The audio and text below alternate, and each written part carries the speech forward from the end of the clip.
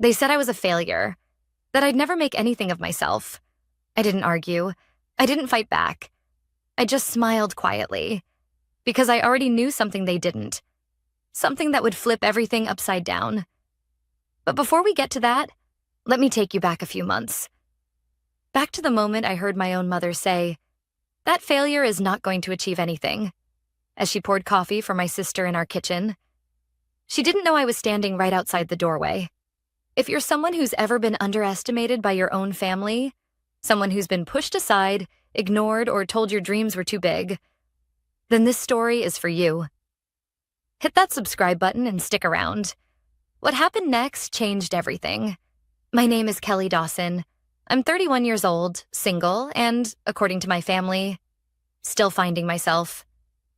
They don't know I already found myself years ago. They just never bothered to look close enough to notice. To them, I'm still the girl who couldn't finish med school because of anxiety attacks. The girl who left law school after one semester. The girl who switched majors 3 times and worked at a bookstore while everyone else was climbing some invisible ladder to success. They never asked what I was working on at night, what I was building when the rest of the world was asleep. Instead, they looked at my sister Erin, bright, polished, predictable Erin, and saw the golden child, Harvard graduate MBA, engaged to a senior partner at her firm. Everything our parents wanted in a daughter, wrapped in a glossy LinkedIn profile. So when I said I'd landed a job interview at Corvex Media, one of the fastest-growing digital branding firms in the country, they barely reacted. "Oh," my dad said. "Well, fingers crossed. Don't get your hopes up." My mom nodded vaguely, already scrolling through wedding venues with Erin. They had no idea I'd been consulting for Corvex behind the scenes for over a year under a pseudonym, helping them fix internal branding strategies and developing a quiet but powerful reputation with the board. They didn't know because I never told them. Why? Because when you grow up in a family where love is transactional, where approval only comes after success, you learn to move in silence. You learn to keep your victories private because announcing them only invites sabotage. And I learned that the hard way. 2 weeks before my official interview at Corvex, I overheard the conversation that would change everything. I'd stopped by my parents' house to return a casserole dish. Harmless routine. I was walking through the side gate when I heard my name. "She applied at Corvex," my mom said with a sigh. "I just don't see it happening. That failure is not going to achieve anything. You, on the other hand, you'd be perfect there. Maybe you should reach out to someone on LinkedIn. Mention our family name." I froze. Not because it hurt. It didn't. Not anymore. I'd heard versions of it my whole life. What shocked me was how casually she said it. Like it was obvious. Like I wasn't even worth discussing. That night, Erin posted a picture of herself at a gala, tagged Corvex Media as a sponsor, and captioned it, "Dream job. Let's see where this goes." She was trying to leapfrog me. Again. And for once, I didn't stop her. Because this time, I didn't need to fight. The board had already voted. The acquisition paperwork was already signed. And in 10 business days, Corvex Media would no longer be a private firm. It would be mine. I had spent the past 3 years slowly acquiring controlling interest through quiet investors, shell firms, and private trusts. No one saw it coming. No one knew the woman behind the strategy deck was me. And now my own family was trying to sneak through the back door of a company I owned. So I let them. I watched as Erin suddenly became interested in media and branding. I nodded politely as Mom gave her tips on how to impress a real CEO. I didn't say a word when Dad bragged about how Erin would be a great face for Corvex's new division. I just kept taking notes. Because sometimes the best revenge isn't loud. It isn't dramatic. It's quiet. Precise. A slow burn leading to the moment when they realize they played themselves. And that moment was coming. At the next family dinner, Erin raised her glass and said, "To new beginnings. You never know where life might take you." Everyone smiled. My mom winked. My dad clapped her on the back. I just sipped my water and smiled. Because I already knew where life was taking her. Straight into my office. and she was about to find out the hard way that the failure they ignored now signed the contracts. The official interview at Corvex Media was set for Monday morning at 10 a.m. sharp. Erin had spent the entire weekend helping me prepare, under the guise of sisterly support. "Kelly, you need to tone down the tech talk," she said, sipping her matcha latte as we sat on my couch. "CEOs want charisma, not algorithms. Maybe wear that blue blouse that hides your arms." I nodded, biting my tongue. She thought I needed her advice. She thought I was walking into that interview as just another desperate candidate. What she didn't know was that I had personally reviewed the list of interviewees the night before and added her name myself. Because I wanted her there. See, I'd learned something in the past decade. People reveal their true character when they think you're beneath them, and I wanted to see what Erin would do when she thought I was competing with her. Spoiler alert, she didn't disappoint. That morning, I walked into the Corvex lobby 20 minutes early just to watch. Erin was already there, standing near reception in a sharp white blazer, hair perfectly styled, scrolling through her phone like she owned the place. She didn't even look up when I approached. "You made it," she said, her voice flat. "That's great. Just be confident, okay? Even if it's not your thing." She still thought this was a contest. Still thought she had the edge. We were both led upstairs by the same assistant. She thought it was a coincidence. It wasn't. I had scheduled our interviews back-to-back for a reason. Erin went in first. I sat in the waiting area, flipping through an old issue of Adweek while she presented her polished pitch deck and made vague references to strategic alignment and personal branding. I'd heard it all before, and so had the board. After 15 minutes, she walked out, chin high. "They seemed impressed," she whispered as she passed me. "Good luck, Kel." Then it was my turn. I stepped into the same glass-walled conference room, but this time the air shifted. Every board member rose when I entered, not because I was a candidate, but because I was the owner. "Miss Dawson," Marcus, the chairman, said with a faint smile. "Shall we begin?" I nodded and sat, not across from them, but at the head of the table. The cameras were rolling, every angle carefully recorded, not for evaluation, but for documentation. This was a formality, a performance, and I played my part perfectly. I spoke clearly and calmly about my vision for Corvex: transparent leadership, ethical branding, authentic storytelling. I referenced data only I had access to. I answered every question like I'd written it. Because I had. After 20 minutes, I stood, shook hands, and said, "Thank you all for your time. I look forward to leading this team into the next phase." As I stepped out of the room, I saw Erin by the elevator, still waiting, assuming I was being interviewed by upper management. She looked surprised to see me smile so confidently. "They asked some good questions," I said, breezing past her. She laughed awkwardly. "Well, let's hope one of us gets the job." I nodded. "Oh, I'm sure one of us will." That night, our family group chat lit up. Mom: "Erin, any news yet?" "Fingers crossed for you, sweetheart." Dad: "Kelly, maybe this is good practice for next time. Proud of you for trying."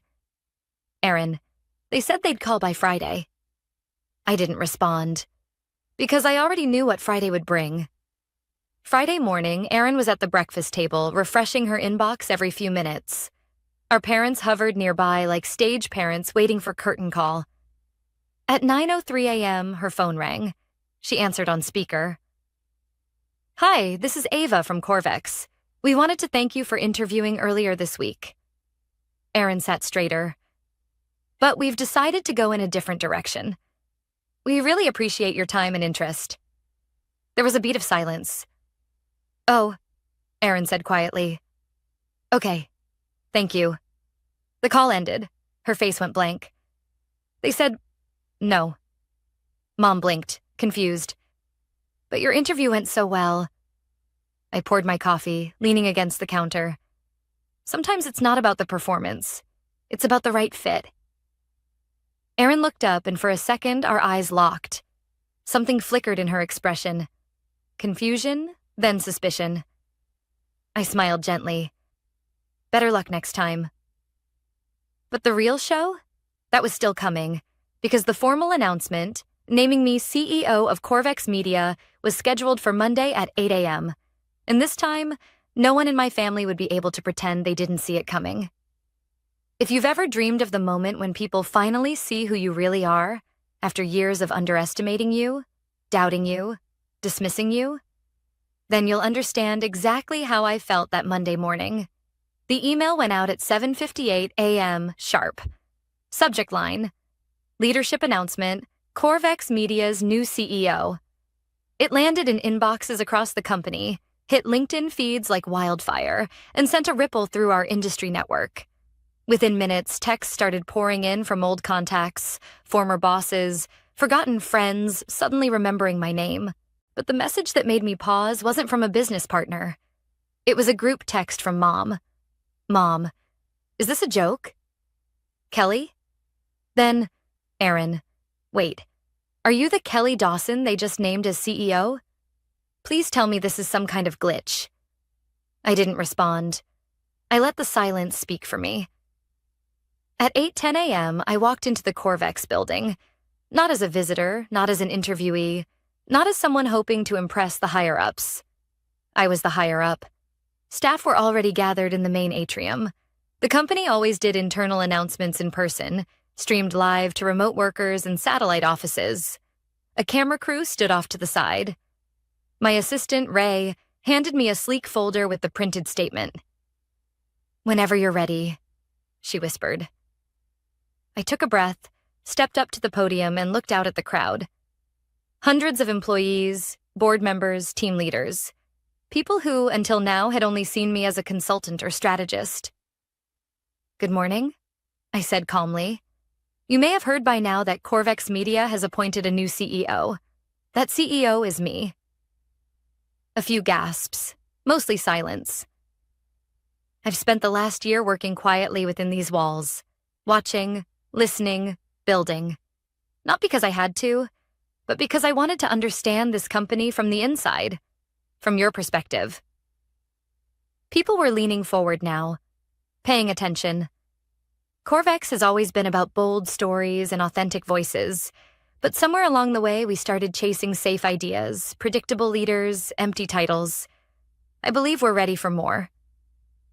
A beat. My name is Kelly Dawson. I own Corvex Media, and I plan to run it with transparency, courage, and the kind of innovation this industry forgot it needed. Applause began in the front row, then more, then louder. Ray gave me a small nod. The team knew who I was now. No more hiding. But I wasn't doing this just for them. I was doing it for the girl who used to cry in her room after every family dinner, wondering why she always felt like the disappointment. For the woman who stayed silent while her own mother said she'd never achieve anything.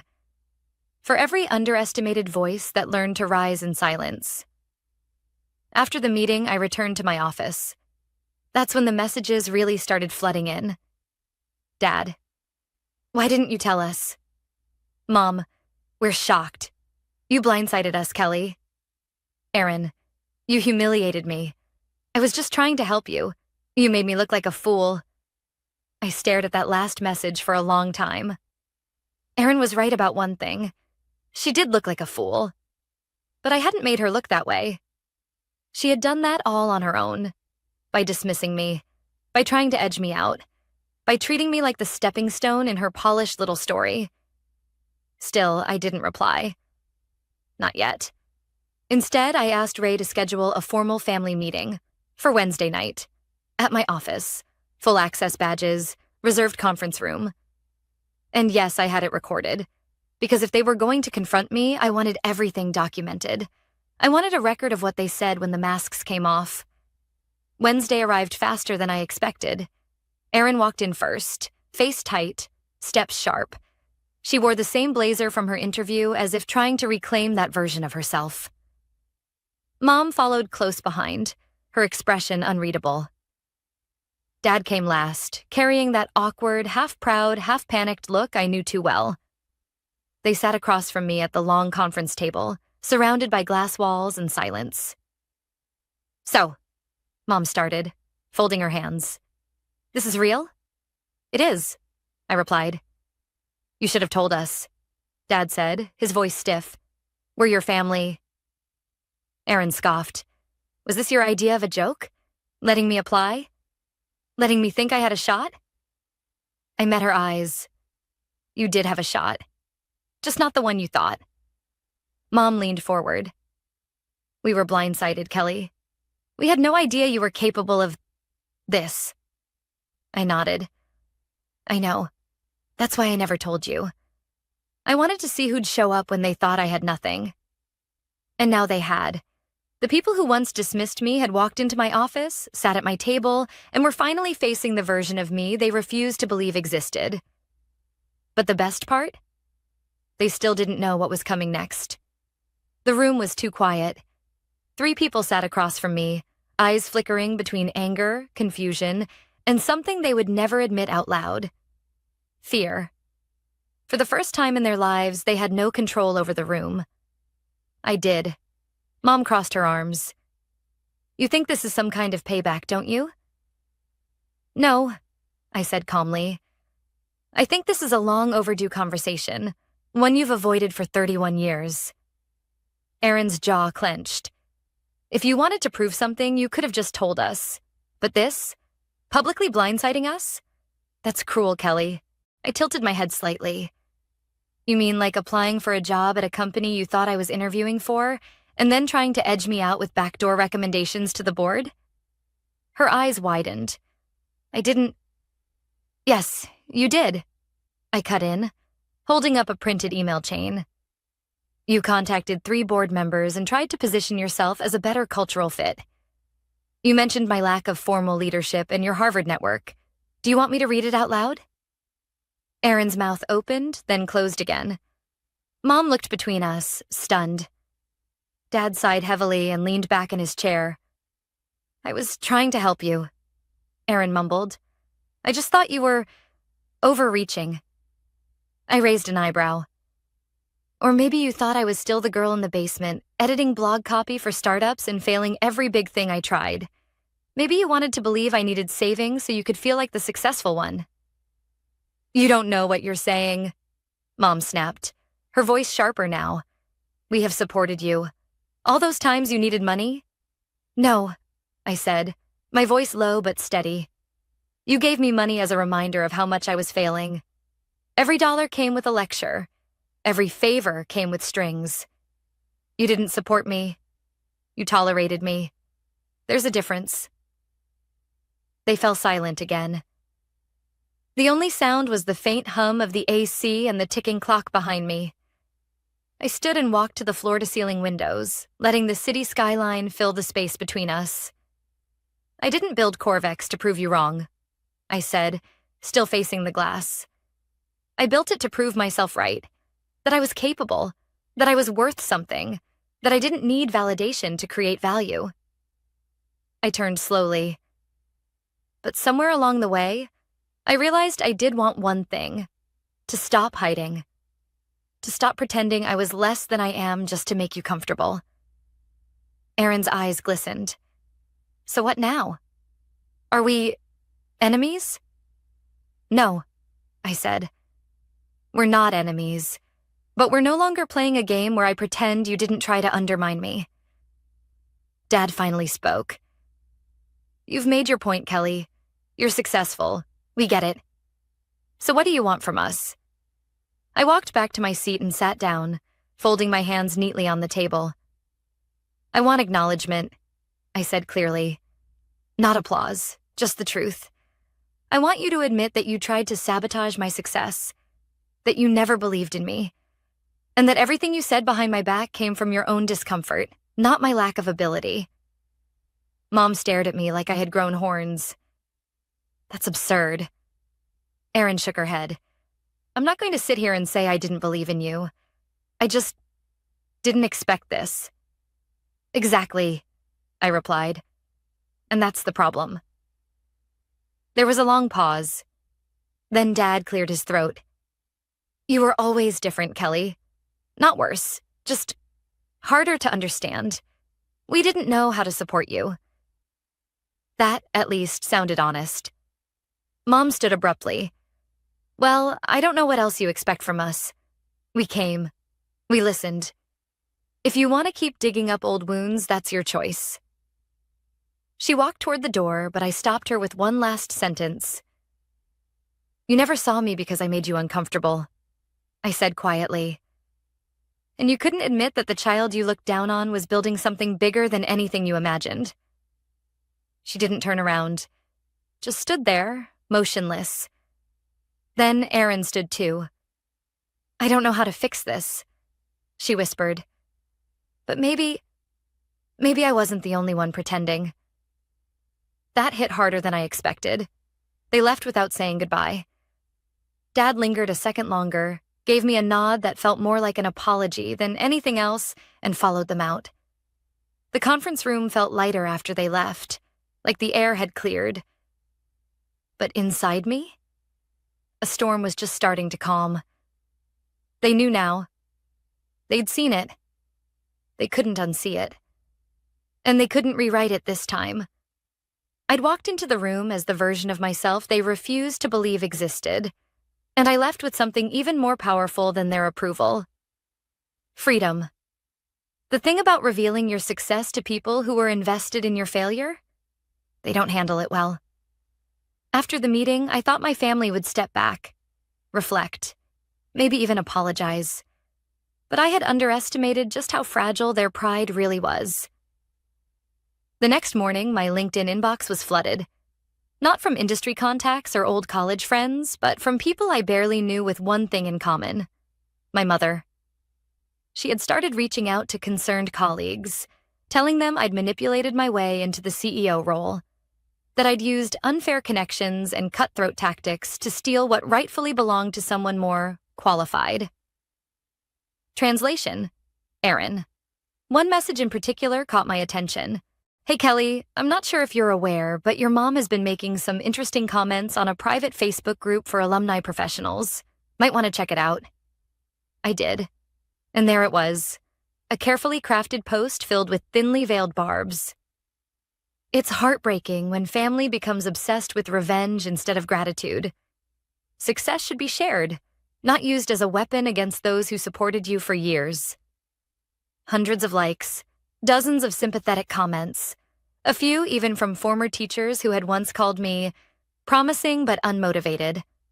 The narrative had shifted. Not to, look what Kelly achieved, but poor Erin, poor family, look what they have to deal with. I should have been angry. I should have fought back.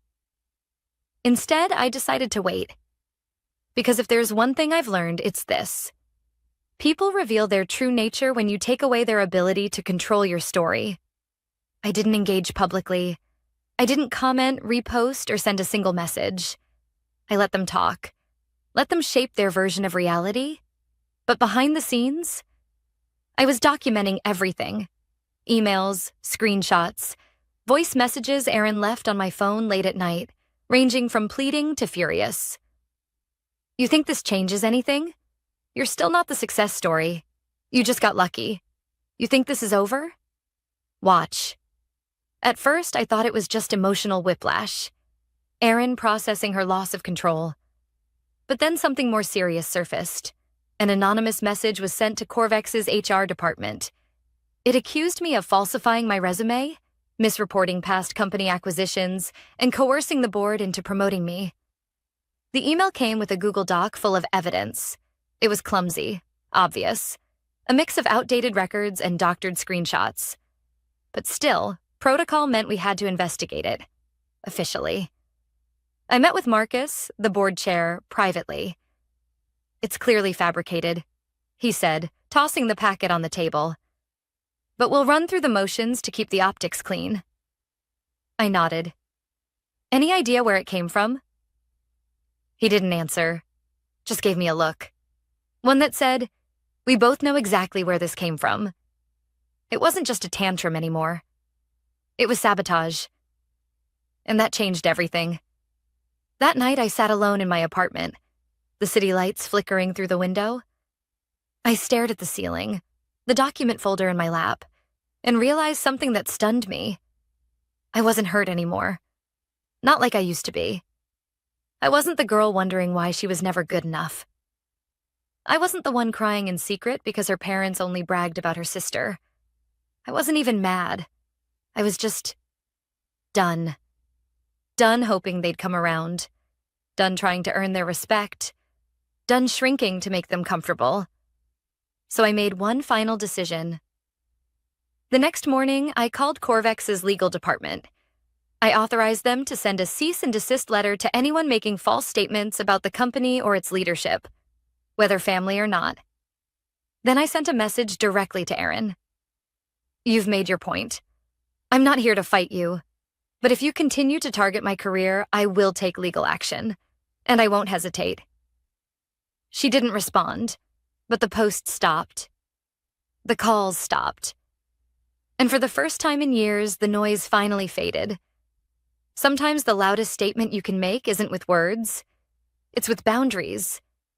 And that's what I'd done. I didn't destroy my family. They did that themselves the moment they chose pride over love, control over support. But I did reclaim something far more important than their approval: my peace.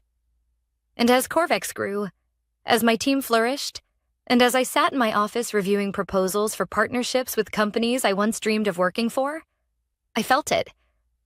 A quiet, unshakable kind of power. Not spiteful, not bitter, just earned. Because despite everything they said, everything they tried, everything they threw in my path, the failure they mocked became the CEO they never saw coming. 6 months later, I barely recognized my own life. Corvex Media had doubled in size, expanding its reach into global markets, onboarding clients we used to dream about landing. We were building not just a company, but a movement, one that prioritized integrity, innovation, and real leadership. And for the first time in a long time, I wasn't looking over my shoulder. No whispered criticism. No carefully hidden insults wrapped in advice. No passive-aggressive questions at family dinners about when I'd get a real job. Just silence. The kind that follows a storm. The kind that lets you breathe. I didn't hear from Erin for a while.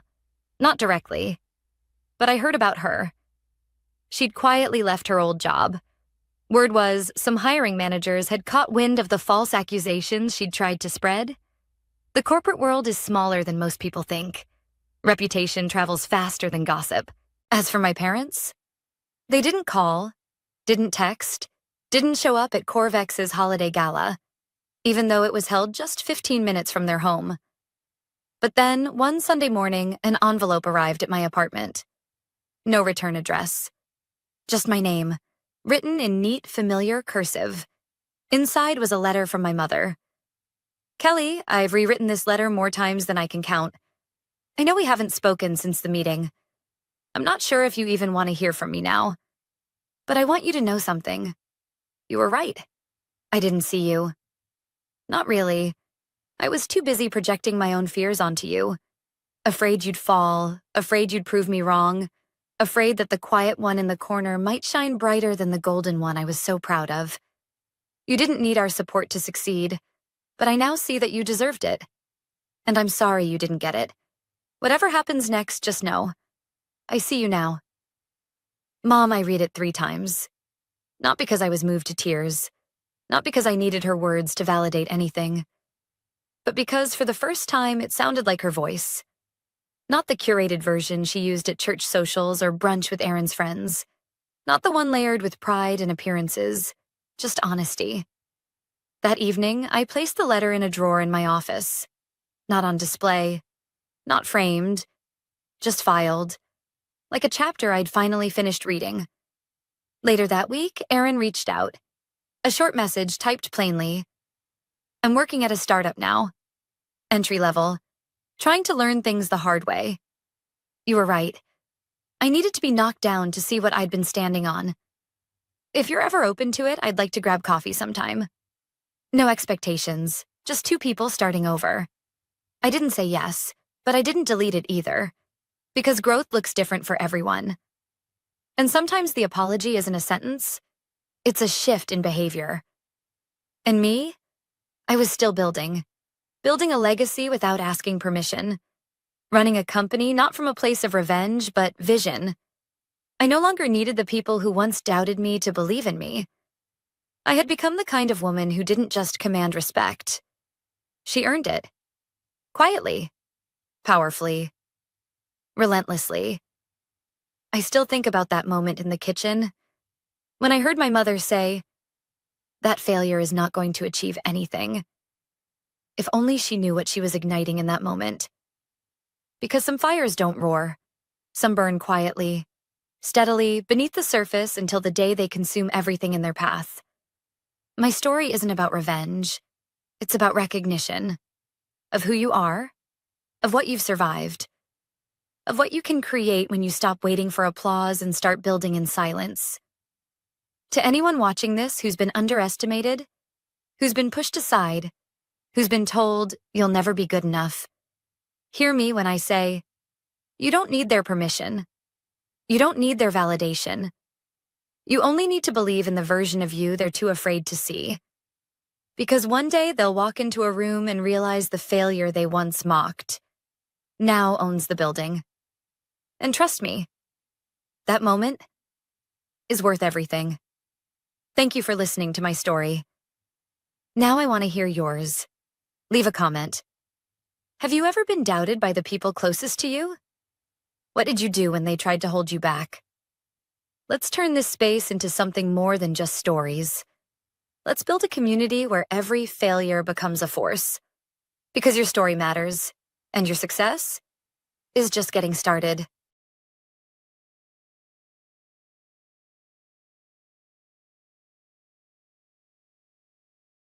Parents ignored me for years, forgetting my birthday. So I publicly gave myself a gorgeous gift, and right after that they remembered about me and invited me to dinner. I came and revealed the whole truth. I always knew I was the second best child in my family. It wasn't something my parents ever said directly. They didn't need to. Their actions spoke louder than any words could. My brother Mike was their golden child, their firstborn, their pride and joy. 2 years older than me, he could do no wrong in their eyes. I remember when we were kids and he broke Mom's favorite vase while playing baseball in the house. Instead of scolding him, Mom just smiled and said, "Boys will be boys. At least you're practicing your swing, honey." But when I accidentally spilled juice on the carpet a week later, it was a different story entirely. "Irene, how could you be so careless?" Mom's voice still rings in my ears. "Go get the cleaning supplies right now, and you're grounded for the weekend." These double standards were the backdrop of my childhood. Mike would get C's in school, and our parents would say, "Well, he's just more focused on sports right now." But if I got an A instead of an A+, they'd barely look up from their phones and mutter, "You could do better if you tried harder." The only person who really saw me, was my grandmother. She lived just a few blocks away, and her house became my sanctuary. Sure, she doted on Mike too, brought him cookies, went to all his games, the works. But unlike my parents, she noticed my achievements too. The pattern continued year after year. Mike's birthdays were grand affairs with bounce houses, dozens of friends, and elaborate cakes. My birthdays, well, half the time my parents forgot them entirely. I remember my 10th birthday. I sat at the breakfast table, waiting for someone to say something. Mom was busy helping Mike with his science project, and Dad was reading the newspaper. That evening, when I finally worked up the courage to remind them, Dad looked genuinely surprised. "Oh, right. Happy birthday, kiddo. We'll get you something next time we're at the mall." They never did. Only Grandma remembered. She'd always come over with a small gift and a homemade cupcake with a single candle. "Make a wish, my dear," she'd whisper. And for a moment I felt like I mattered. I learned to live with it, to expect nothing and be surprised by even the smallest acknowledgement. I threw myself into my studies, joined every academic club I could find, and tried to build my own identity away from Mike's shadow. But at home, I might as well have been invisible. The day Grandma got sick, everything changed. I was 14, and Mike was 16. I spent every afternoon at the hospital with her, doing my homework in the uncomfortable chair beside her bed while she dozed. Mike visited too, but less frequently. He was busy with football practice, and our parents said that was important for his future. One evening, just a few days before she passed away, she called our whole family to her hospital room. Mom, Dad, Mike, and I gathered around her bed. Her voice was weak but determined as she looked directly at Dad. "Son," she said, gripping his hand, "I want you to promise me something about my inheritance." She paused to catch her breath. "Promise me you'll use it for both of their educations, Mike's and Irene's. Both of them need to go to college." Dad nodded solemnly. Of course, Mom. I promise you, right here in front of everyone, that your inheritance will go to both Mike's and Irene's education. After Grandma's death, I threw myself into my studies with even more determination. Even though I knew about her inheritance and Dad's promise, I wasn't taking any chances. I wanted to prove that I deserved to go to college on my own merits. My report cards were filled with A's, but nobody at home ever asked to see them. I'd leave them on the kitchen counter, hoping someone would notice, but they'd end up buried under takeout menus and Mike's football schedules. The only person who would have proudly displayed them on her fridge was no longer there to do so. I joined the debate club, despite my hands shaking every time I had to speak in public. "Clear your throat less, Irene," my debate coach would say. "You have good arguments, let them hear them." Gradually my voice grew stronger, though at home it remained as invisible as ever. I won first place in the state science fair with my project on renewable energy. The local newspaper even ran a small article about it. I left it on Dad's desk, but it disappeared under a stack of papers unread. Meanwhile, Mike's every football game made it onto our family calendar, marked with bright red circles. Then came Mike's graduation. Suddenly, our normally quiet house transformed into party central. Mom spent weeks planning every detail, from the catering to the decorations. "We're so proud of you, son," Dad announced during the party, clinking his glass for attention. The backyard was packed with relatives, friends, and what seemed like half the neighborhood. Not only has our boy graduated, but he's also heading to Preston University this fall. Mike sat there grinning, keys to his new car dangling from his fingers. I stood in the corner, holding a plate of cake I wasn't eating. "Thanks to Mom's inheritance," Dad continued, his voice thick with emotion, "we've been able to secure Mike's future at one of the best colleges in the country." She would have been so proud. The guests erupted in applause and congratulations. 2 months later, we drove Mike to Preston University, 6 states away. Mom and Dad helped him move into his dorm, took hundreds of pictures, and spent 2 extra days in town just to make sure he settled in okay. After that, our house became Mike's satellite campus. Mom and Dad called him every day, sometimes putting him on speaker, so his voice would fill the kitchen during dinner.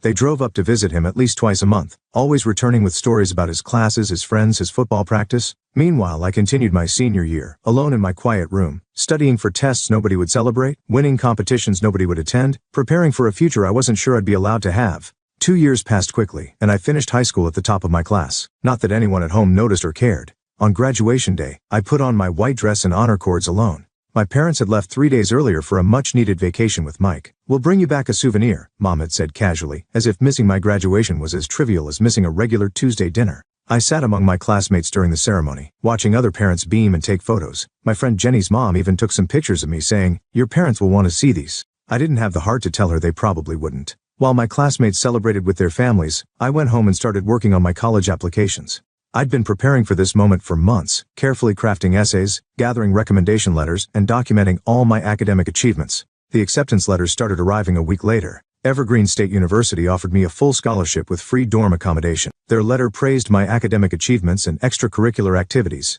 Then came the acceptance from Blackwood Private College. Their program was exactly what I wanted, though the tuition was steep, not as expensive as Mike's Preston University, but still substantial.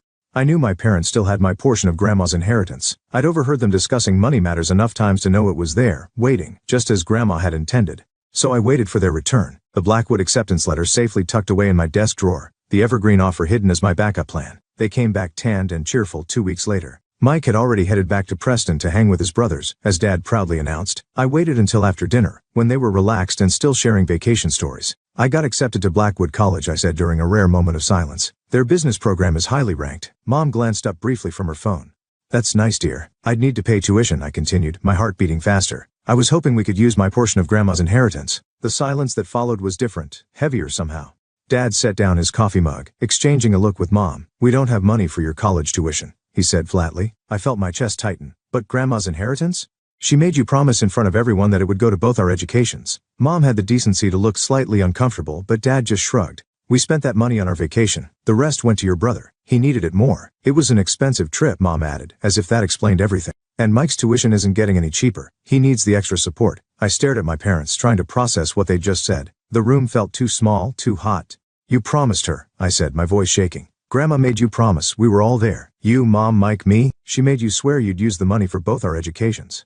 Dad took another sip of his coffee, not even looking at me. "I just didn't want to upset my mother in her final days. We knew from the start we wouldn't be giving you any of that money." Something inside me snapped. 18 years of being invisible, of swallowing my words, of accepting their neglect, it all came rushing out at once. "You're liars," I shouted, standing up so quickly my chair fell backward. "You're nothing but liars who betrayed your own mother's dying wish. You spent my college money on a vacation. You gave it to Mike, who already had his share. You've been lying to everyone, to Grandma, to me too. Get out." Dad's words cut through my tirade like ice. I thought I'd misheard. "What? You heard your father, Mom said, her voice cold. Get out of this house. You're 18 now, an adult. If you're so independent that you can talk to us this way, you can take care of yourself. Before I could respond, Mom grabbed my arm and practically dragged me upstairs to my room. She yanked my old suitcase from under the bed and threw it at my feet. Pack your things, she said, pulling open my drawers. I want you out of here first thing tomorrow morning. I stood there, frozen, watching as she pulled out the suitcase's expandable handle.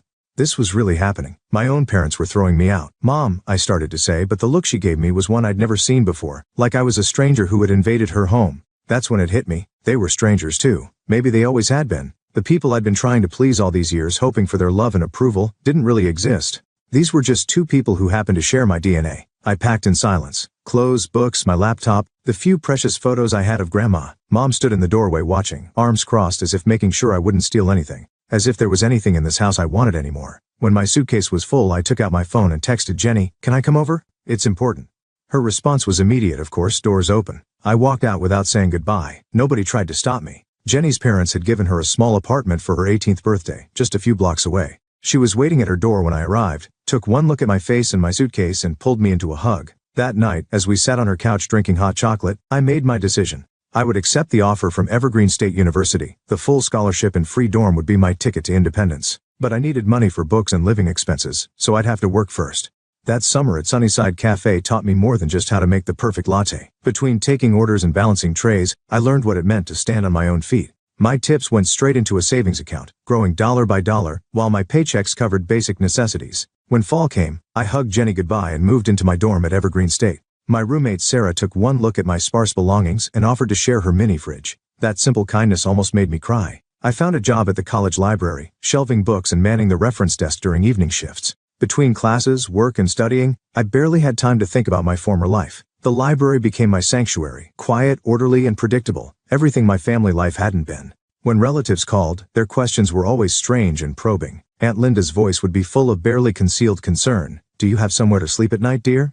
Uncle Bob would ask, "Are you getting enough to eat?" I'd answer truthfully that I was fine, wondering what stories they'd been told about my life. Sometimes Jenny would start to tell me news about my family. "Hey, I heard your brother," but I'd cut her off immediately. "I don't want to know," I'd say, and she'd understand. The holidays could have been hard, but Jenny's family wouldn't hear of me spending them alone. That first Christmas at their house, I sat at their dining table, surrounded by warmth and genuine affection. Jenny's dad, Mr. Peterson, pulled me aside after dinner. "Irene," he said, his voice serious but kind, "I've been watching how hard you work. When you graduate, there'll be a place for you at Peterson Technologies if you want it." I accepted on the spot, tears threatening to spill over. Finally, someone was noticing my effort, my determination. Graduation came faster than I expected. I stood on stage accepting my diploma with highest honors, scanning the crowd out of habit. Jenny and her parents were there, cheering loudly enough to drown out the crowd. I didn't look for any other familiar faces. My first day at Peterson Technologies, I walked in wearing a suit I'd bought with my library savings. Within 6 months, I was leading my own projects.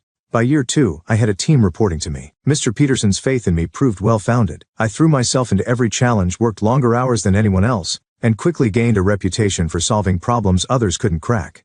The promotions and raises followed naturally. Soon I was earning more than I'd ever dreamed possible during those days of counting tips at the cafe. I bought professional clothes, started taking yoga classes, went on vacation with Jenny to places I'd only seen in magazines. My birthdays became celebrations of achievement rather than reminders of neglect. Jenny would organize small gatherings, just close friends from work, good food, and genuine laughter. No forced family dynamics, no pretense, no pain. My 27th birthday was approaching, and I had a secret I'd been keeping even from Jenny. For the past 5 years, I'd been saving every extra penny, Christmas bonuses, performance rewards, even the money I would have spent on lunch by bringing sandwiches from home instead of buying from the cafe downstairs. Every dollar went into my special savings account, labeled Simply Dream. The dream became reality 3 weeks before my birthday. I stood in an empty living room with high ceilings and huge windows, hardwood floors gleaming in the afternoon sun, and signed the papers that made it mine. My own apartment, not rented, owned. "Congratulations," the realtor said, handing me the keys. "It's all yours." That evening, feeling a bit bold and maybe a little proud, I did something I rarely did. I posted on social media. Just me standing in my empty but beautiful living room, keys dangling from my fingers, unable to contain my smile. The caption read, "Early birthday gift to myself. Dreams do come true when you work hard enough. Milhome birthday gift, blessed." The likes and comments started pouring in immediately. Jenny's was first, of course, finally. "Can't wait for the housewarming party." My colleagues chimed in with their congratulations. Even some relatives I hadn't heard from in years liked the post and left comments like, "So proud of you and happy early birthday." I was sitting at my desk at work a week later, reviewing quarterly reports, when my phone buzzed. The number wasn't saved in my contacts, but I recognized it instantly. My mother's voice came through the speaker, sweet as honey and just as sticky. Irene, sweetheart, I saw your beautiful new apartment on Facebook, and I suddenly remembered your birthday is coming up. Suddenly remembered, after many years of forgetting. It's wonderful to see you doing so well, she continued, her voice dripping with an enthusiasm I've never heard directed at me before. Your father and I have been thinking, we should celebrate your birthday properly this year. At home. We'll invite the whole family. I almost laughed out loud.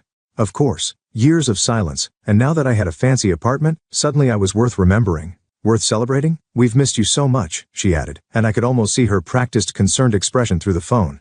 It's time for the family to come together again. What do you say? I should have said no, should have told her exactly what I thought about her sudden attack of maternal affection. Instead, I heard myself saying, sure mom, why not? As I hung up the phone, I couldn't help but smile, though there was no warmth in it. After all these years I was curious to see what game they were playing. I pulled up to my parents' house in my new Mercedes, the engine purring softly as I parked. The contrast between my car and the house was stark, peeling paint, missing shingles and overgrown lawn. My parents appeared in the doorway before I even reached it. Their eyes locked onto my car first, then shifted to my designer suit and heels. I watched their expressions change, noticed the calculating gleam in their eyes. Irene, Mom rushed forward to hug me, her enthusiasm almost making me step back. You look expensive. Dad hung back, trying and failing to look casual. They both seemed older than I remembered, more gray hair, deeper wrinkles, shoulders slightly stooped. The inside of the house was worse than the outside. The furniture I remembered from my childhood was worn and faded, the carpets threadbare, and there sprawled on the couch like he'd never left was Mike. He'd gained weight, lost hair, and sat beside a young woman whose pregnant belly strained against her dress. Hey sis, he said, not bothering to get up. Meet Sarah, my wife. Mom quickly jumped in with explanations I hadn't asked for. Mike's staying with us temporarily.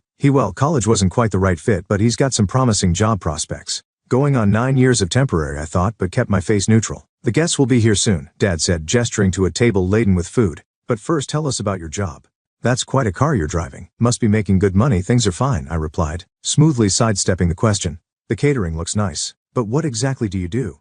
Mom pressed. That apartment of yours must cost a fortune. And a Mercedes. I smiled blandly. I work in management. How's everyone been? Before they could probe further, the doorbell rang. Suddenly the house was full of relatives, aunts, uncles, cousins I hadn't seen in nearly a decade. They swarmed around me with hugs and exclamations. Aunt Helen pulled me aside during the commotion, her voice low. I'm so glad you finally came to your senses, dear. Your parents have been so worried. It must have been hard living like that. I turned to her confused. Like what? She glanced around before whispering, after you ran away with that boy, living on the streets, refusing to work. She patted my arm. But look at you now. All cleaned up and respectable again. The pieces clicked into place. While I'd been building my career, earning promotions and buying my apartment, my parents had been spinning tales about their shameful runaway daughter. Their version of events painted them as the worried, abandoned parents of a wayward child, and I'd played right into their hands by cutting off contact with the extended family. Once everyone was seated at the table, Dad stood up, raising his glass. We're here today to celebrate our wonderful daughter, he announced, his voice thick with fake emotion. We're so proud of what she's become. Mom dabbed at her eyes with a napkin, tears I'd seen her practice for school plays decades ago. The family should stick together, she said, reaching for my hand across the table. I kept mine firmly in my lap. That's what matters most, families supporting each other. The emphasis on supporting wasn't subtle. Neither was the way her eyes darted to my designer watch, my expensive jewelry. Your father and I, she continued, sniffling, we always knew you'd make something of yourself. I let the silence stretch for a moment after she finished. Then I stood up slowly, smoothing my dress. Thank you all for coming, I said, my voice clear and steady. It's interesting actually that my parents remembered my birthday this year.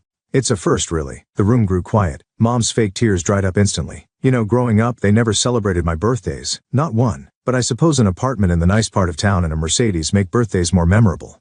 Don't they? Irene, Dad warned. This isn't the time. Oh, but it is. I turned to address the whole table. Aunt Helen told me something interesting earlier. Apparently I ran away from home at 18 with some boy. Became homeless? Refused to work? I laughed, but there was no humor in it. I'd love to hear more about this mysterious bad boy I supposedly ran away with. Mom jumped in, her voice high and nervous. Sweetheart, the past is the past. Let's not. The truth, I said, raising my voice over hers, is that they kicked me out. The day after my high school graduation. Want to know why? Mike shifted uncomfortably in his seat. A few relatives nodded, because I reminded them of the promise they made to our grandmother on her deathbed. That they'd use her inheritance for both Mike's and my college education. Remember that promise, Dad? You made it in front of everyone. But instead they spent my portion on a luxury vacation and gave the rest to Mike. Then they threw me out when I dared to question them about it. That's not true, Mom protested weakly, but I could see the recognition in the relatives' eyes. I got into college on my own merits, worked my way through it, built my career from nothing, and in 9 years they never once called, never once remembered my birthday, until they saw my new apartment on Facebook. The silence in the room was deafening. Aunt Helen was looking at my parents with undisguised disgust. Uncle Bob was shaking his head slowly. "I'm sorry for disrupting this lovely party," I said, picking up my purse. "But I thought you all deserved to know the truth. I didn't come back for a reconciliation. I came back to set the record straight." The drive home felt liberating. In my apartment, everything was ready. A catered dinner I'd arranged days ago, knowing exactly how this evening would end. Jenny arrived first, followed by my colleagues and true friends. We ate, drank, and celebrated, not just my birthday but my freedom from the lies. The messages started coming that night, Mom begging me to reconsider, Dad saying they were wrong, Mike asking for help with his temporary situation. I blocked their numbers one by one.